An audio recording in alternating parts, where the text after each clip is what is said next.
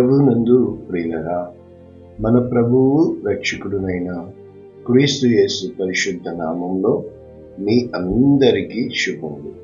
15వ తేదీ నవంబర్ మాసము 2024 సంవత్సరం. ఈరోజు దేవుడు నిన్ను ప్రేమించి నీకిస్తున్న అద్భుతమైన వాగ్దానం, ఆశీర్వాదాన్ని ఈరోజు దేవుడు నీకు ఇస్తున్నాడు.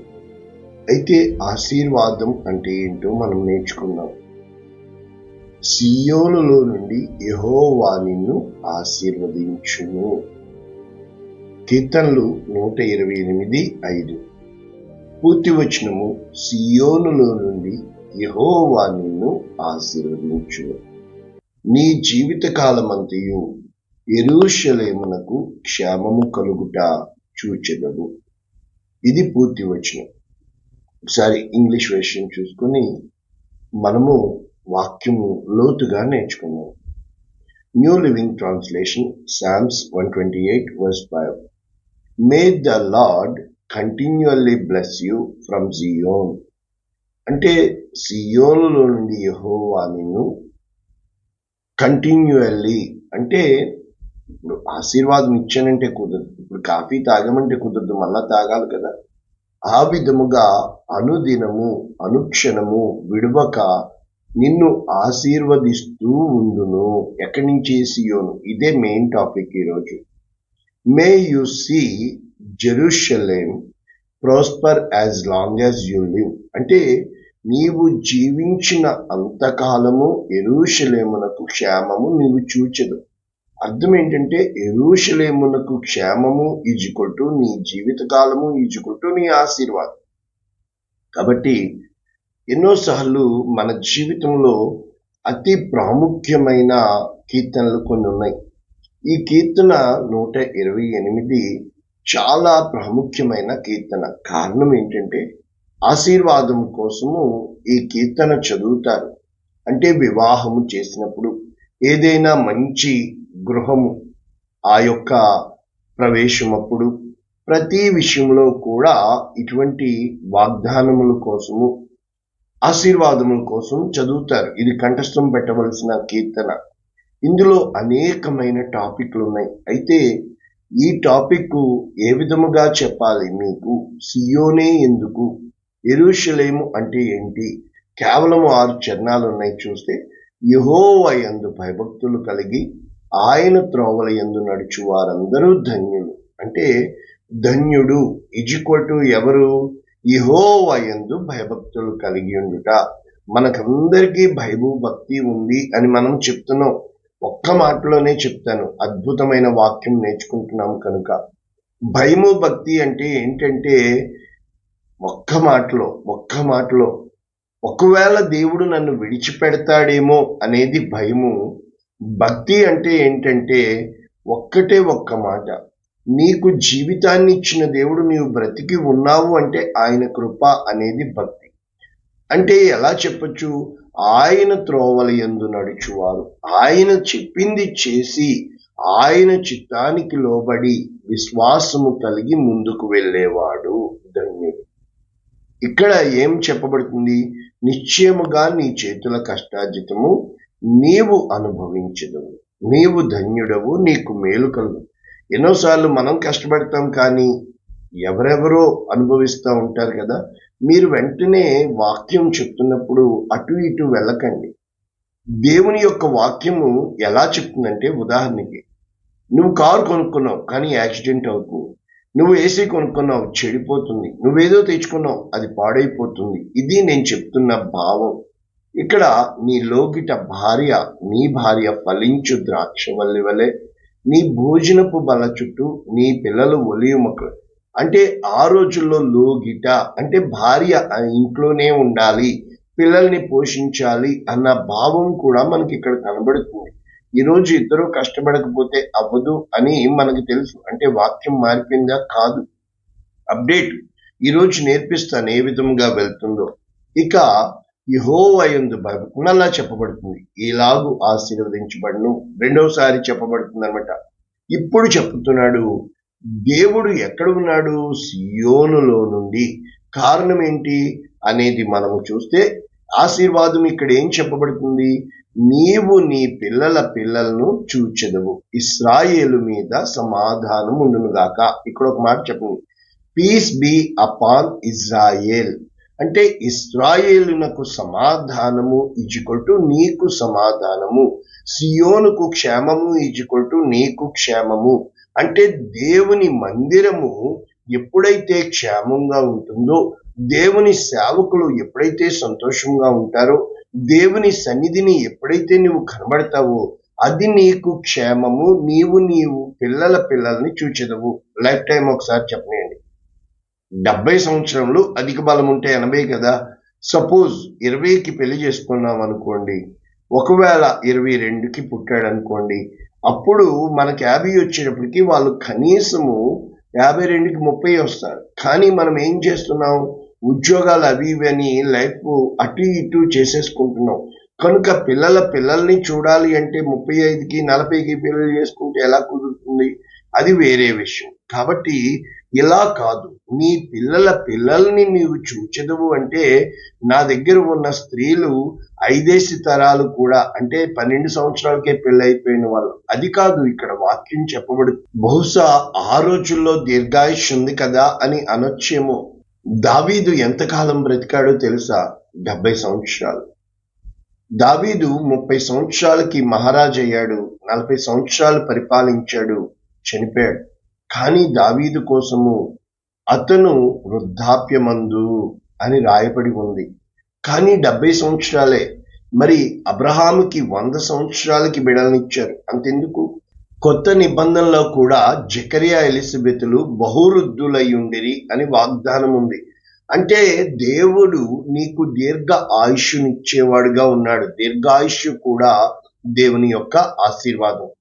ఈరోజు మనం ఏం నేర్చుకుంటున్నాం? వాక్యం టాపిక్, సియోనులో నుండి యెహోవా నిన్ను ఆశీర్వదించును, యెరూషలేమునకు క్షేమము కలుగుట నీవు చూచెదవు. ఇది మన టాపిక్.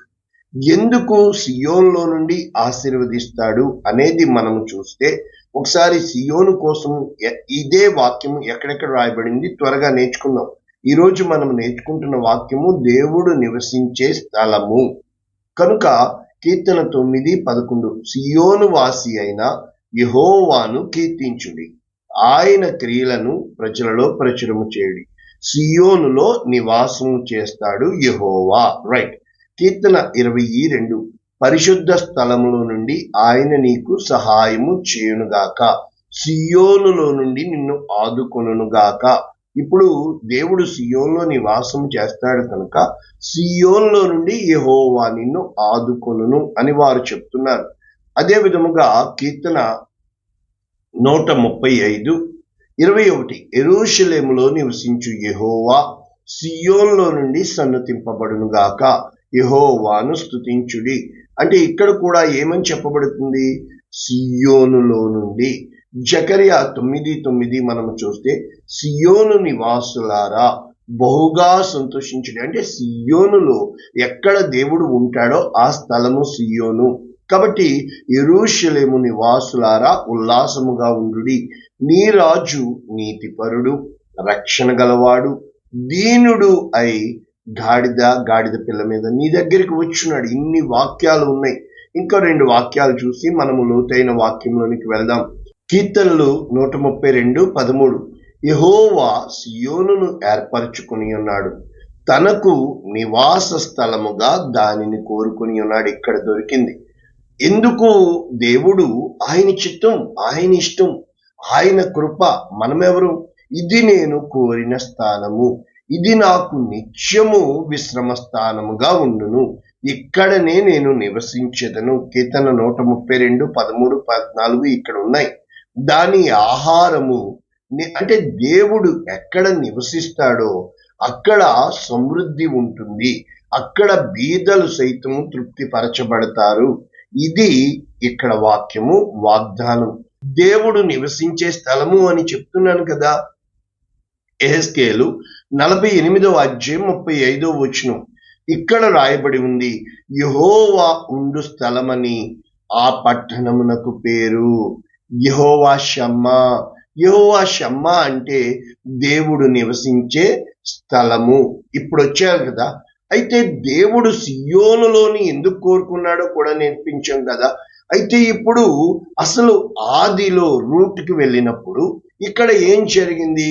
మనకి ఆది కాండంలో చూసినప్పుడు దేవుడు నివాసము చేయడానికి, సహవాసం చేయడానికి ఆదామును చేసుకున్నాడు.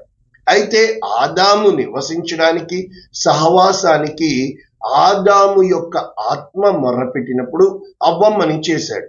అయితే దేవుడు వారికి ఆ గృహానికి అధిపతిగా, వారి జీవితాలకి కాపరిగా, దేవుడు వారి నాయకుడిగా ఉన్నాడు. కానీ ఏం జరిగిందంటే ప్రభునందు ప్రియులారా, ఎప్పుడైతే దుష్టుడు వచ్చి వీరిని శోధించాడో దేవుని సన్నిధి నుండి ఆదాము అవ్వని వెళ్ళగొట్టేశాడు.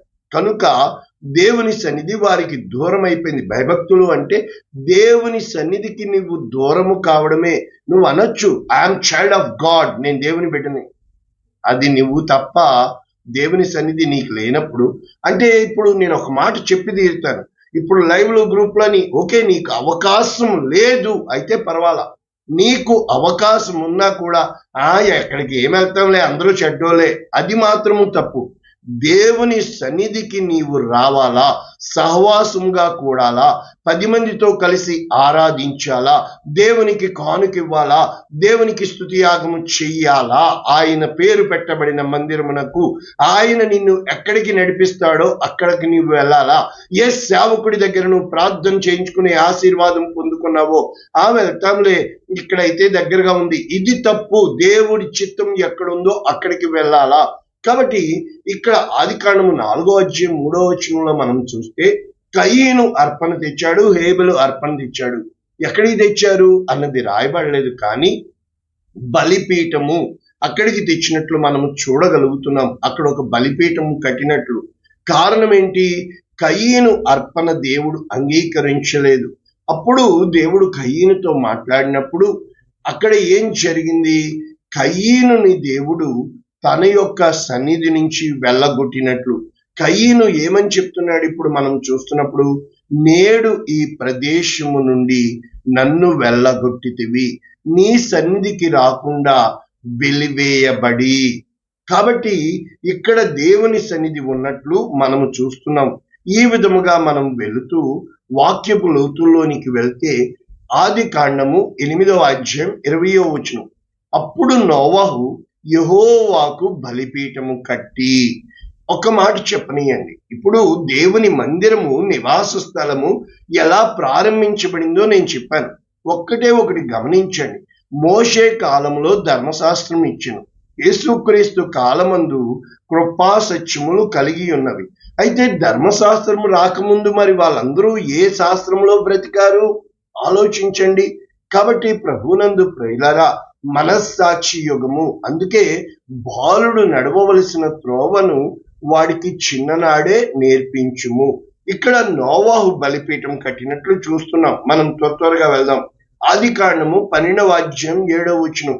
యెహోవా అబ్రామునకు ప్రత్యక్షమై నీ సంతానమునకు ఈ దేశం ఇచ్చిదనని చెప్పగా అతడు తనకు ప్రత్యక్షమైన యెహోవాకు ఒక బలిపీఠము కట్టెను.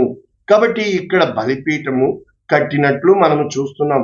ఆది కాండము 28వ అధ్యాయము 12వ వచనంలో మనకి తెలుసు, యాకోబు ఆ యొక్క ఇస్సాకును మోసగించి ఏశావు ఆశీర్వాదం యాకోబు తీసుకొని పారిపోతున్నప్పుడు ఆ యొక్క దారిలో రాత్రి సమయమందు ఒంటరిగా, అసలే తల్లి చాటున తండ్రి చాటున బతికిన బిడ్డ, సాధువై గుడారములో ఉన్న బిడ్డ ఇప్పుడు ఒంటరిగా ఒక రాయి తీసుకొని తలగడగా చేసుకుని తను పడుకున్నప్పుడు అక్కడ గొప్ప దర్శనం చూశాడు.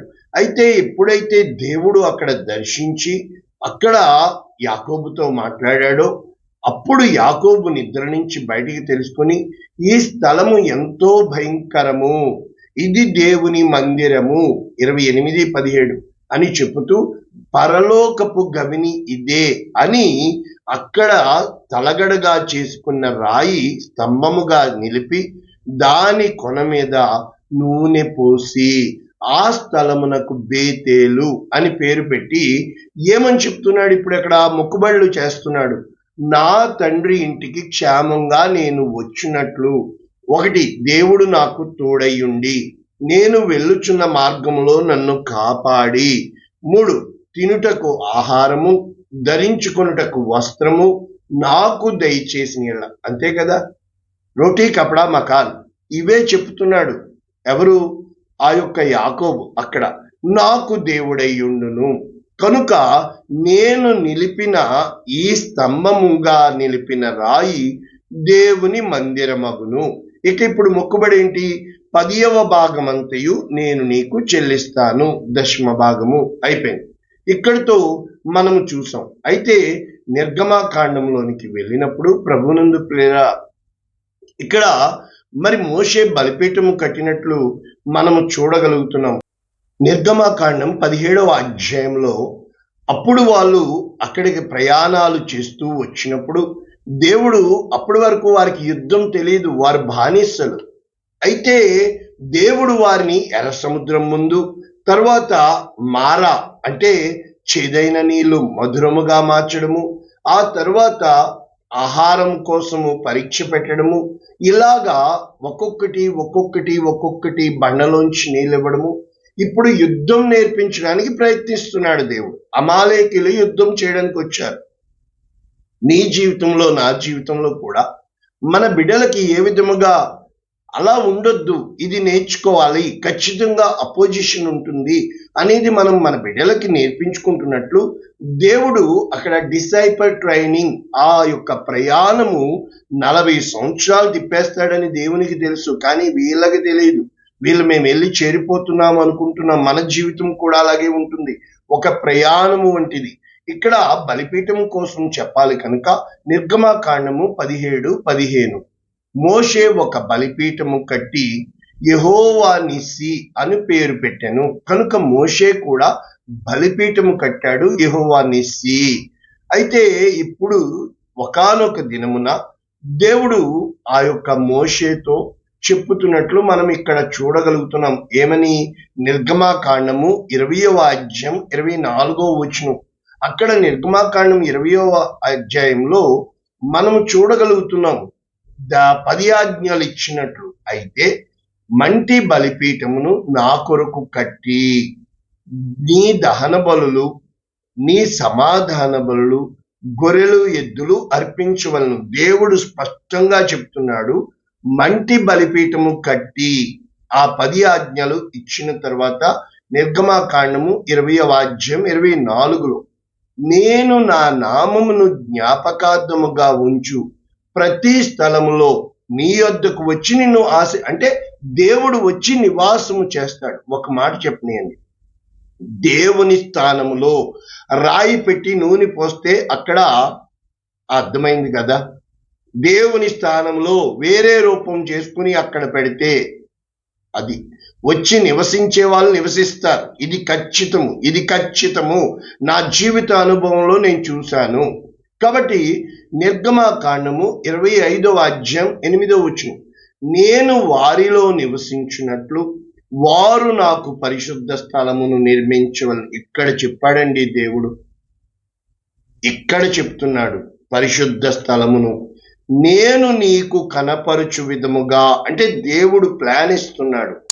మందిరము యొక్క రూపము, దాని ఉపకరణములు, రూపము నీవు నిర్మించాలి. కనుక దేవుడు ప్రత్యక్ష గుడారము, ట్యాబర్నకల్, దేవుడు ఏ విధముగా నిర్మించాలో ప్రతిదీ నమూనా మోషేకు వివరించినట్లు ఇక్కడ మనము చూడగలుగుతున్నాము. ఇక నిర్గమాకాండము 29వ అధ్యాయం 45వ వచనం నేను ఇశ్రాయేలీయుల మధ్య నివసించి వారికి దేవుడనయ్యుందును కావున నేను వారి మధ్య నివసించినట్లు ఐగుప్తు దేశంలో నుండి వారిని వెలుపలికి రప్పించిన తమ దేవుడనైన యెహోవాను నేనే. చూసారా? అంటే మొట్టమొదట దేవుడు ఎక్కడ నివాస స్థలం మనం చూసాము? ఏదెను తోట. రెండవది ఎక్కడ చూసాము? ఆ ఒక రాతిని నిలిపి ఆ యొక్క కయీను హేబెలు అర్పణ ఇచ్చినట్లు. ఆ తర్వాత కొన్నాళ్ళు ఈవెన్ యాకోబు జీవితంలో నేను చూపించాను. దేవుని నివాస స్థలము, దేవుడు ఇక్కడ ఉన్నాడు, దేవుడు నివసించే స్థలము యెహోవా షమ్మా. రైట్. అయితే ఒకానొక దినం వచ్చిందండి, అప్డేట్. అంటే దేవుడు మారిపోతాడా? కాదండి. ఇక్కడ జరిగింది ఏంటంటే దినవృత్తాంతములు 1 గ్రంథము 17వ అధ్యాయము 1వ వచనం. ఏమంటున్నాడు దావీదు? నేను దేవదారు మ్రాణులతో కట్టబడిన నగరులో నివాసము చేయుచున్నానే, యెహోవా నిబంధన మందసము తెరల చాటున ఉన్నది. చూసారా? అంటే దావీదుకు కలిగిందండి, నేను దేవుని కొరకు మందిరము కట్టాలా, నేను ప్యాలెస్ లో ఉన్నాను, మరి ఈ రోజున నువ్వు మందిరము కట్టుటకు ఆలోచించండి. నాకుంది సాక్ష్యము, అద్భుతమైన the king of kings, lord of lords, we built a temple for God. నీవు నీ జీవితంలో దేవునికి ఎప్పుడైతే మందిరము కోసం ఆలోచిస్తావో, దేవుని సేవకుడి కోసం ఆలోచిస్తావో, దేవుని హృదయ సాక్షి కలిగి ఉంటావో, దేవుని మనస్సాక్షిగా, అది దేవుని యందు భక్తులు కలిగి ఉండడం. కాబట్టి ఇక్కడ నాతాన్ చెప్పేస్తాడు కట్టేమని, కానీ దేవుడు ప్రత్యక్షమై ఏమంటున్నాడో తెలుసా? నేను నివాసముకై ఆలయము కట్టించమని ఏ రోజన్నా అడిగానా అని చెప్పుతూ ఇశ్రాయేలీయులను రప్పించిన నాటి నుండి నేటి వరకు నేను ఒక ఇంటిలో నివాసము చేయక ఒకానొక గుడారములో, ఒకానొక డేరాలో నివాసము చేసి తిని. చూసారా? నేను ఇశ్రాయేలీయులందరి మధ్య సంచరించిన కాలమంతయు నా కొరకు దేవదారు మ్రాణులతో ఆలయము కట్టుకుంటేనేమని నేను అడిగానా? కానీ నా జనమును మేపవలసిందని ఆజ్ఞాపించాను, ఇంతే కదా మరి అని చెప్పుతూ నా సేవకుడైన దావీదుతో దేవుడు ఖుషి అయిపోయాడండి. గొర్రెల వెంబడి తిరుగుచున్నా, ఇక్కడ ఇది మన టాపిక్ కాదు. అక్కడ ఏం చెప్తాడు? నీ గర్భమున పుట్టు నీ కుమారుడు నాకు మందిరము కడతాడు. దేవుడు సమాధానకర్త సొలొమోను, షాలోమ్ అమ్నోన్. రైట్. ఇప్పుడు ఇక్కడ మనము చూసినప్పుడు దినవృత్తాంతములు 2వ గ్రంథము 6:18 సొలొమోను మందిరం కట్టించాడండి. అక్కడ చెప్తున్న మాట, మనుష్యులతో కలిసి దేవుడు భూమి యందు నివాసము చేనా, ఆకాశము మహా ఆకాశము నిన్ను పట్ట చాలవే, నేను కట్టిన మందిరము నిన్ను పట్టునా. చూసారా? అంటే ఆ స్థలము, ఆ మందిరాన్ని దేవుడు కోరుకున్నాడండి. కాబట్టి అక్కడ ఆయన మందిరము మీద ఆయన మహిమ ఉంటుంది, షకీనా మేఘం ఉంటుంది. ఈ విధముగా రాత్రింబగళ్ళు అక్కడ ఉంటే కేవలం మనము అవుట్లైన్ చూస్తున్నాం. ఇప్పటికే సమయమైంది. ప్రకటన గ్రంథము 21వ అధ్యాయం 3వ వచనం. అప్పుడు ఇదిగో దేవుని నివాసము మనుష్యులతో కూడా ఉన్నది. దేవుడు తిరిగి మనుష్యులతో నివాసము చేస్తున్నాడు. ఆయన వారితో కాపురముండును, వారు ఆయన ప్రజలయ్యుందురు. దేవుడు తానే వారి దేవుడయ్యుండి వారికి తోడయ్యుండును. తర్వాత ఎన్నో వాగ్దానాలు ఉంటాయి. అయితే మన టాపిక్ అలా ఎందుకైంది? మరి దేవుడు ఎక్కడ నివసిస్తాడు? మనుషులతో నివసించడానికే కదా ఆ యొక్క ఆదాముని చేసుకుంది. ఆదాము, మొదటి ఆదాము మట్టి నుంచి చేయబడితే కడవరి ఆదాము మహిమ నుంచి. ఆదాము జీవించే ప్రాణి, కడబడి ఆదాము జీవింపచేసే ఆత్మ. రైట్. ఇప్పుడు మనము దేవుని అడ్రస్ ఎక్కడ నేర్చుకోవాలి. ఇప్పుడు ఎవరు పతాకాలు అవ్వట్లేదు కదా. అడ్రస్ ఎక్కడ? మరి దేవుని అడ్రస్ చెప్పాలి కదా. ఆయన ఇప్పుడు ఇంతకీ వాక్యమంతా ఏం చెప్తున్నాను? మొట్టమొదట మనిషిని చేసుకుని మనిషితో నివసించిన దేవుడు, బండరాయిల్లోకి వెళ్ళిపోయిన దేవుడు, గుడారములోనికి వెళ్ళిపోయిన దేవుడు, మందిరములోనికి వెళ్ళిపోయిన దేవుడు.